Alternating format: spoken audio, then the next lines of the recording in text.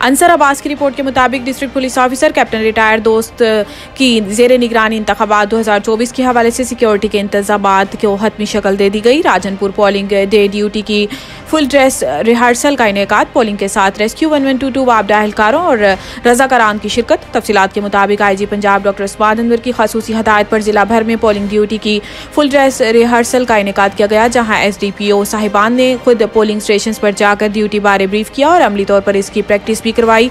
Rehearsal में वापडा एहलकारान, rescue 1122 एहलकारान, रजाकारान और school staff ने भी खसूसी शिरकत की और इनको अपनी जिम्मेदारियों से आगाह किया। पोलिंग स्टेशन पर फौरी रसाई इंतजामात, बिजली और CCTV सिक्योरिटी इंतजामात, वॉशरूम्स और रिहायशी इंतजामात को भी चेक किया गया और पोलिंग स्टाफ और सामान की आसान रसाई और तरसील के हवाले से भी चेक किया गया। रिहर्सल का मकसद पोलिंग डे के मौका पर वोटर्स को पुरअमन माहौल के साथ साथ सिक्योरिटी के बेहतरीन इंतजामात और पोलिंग सामान और किसी भी एमरजेंसी की सूरत हाल में रिस्पॉन्स को बेहतर बनाना था।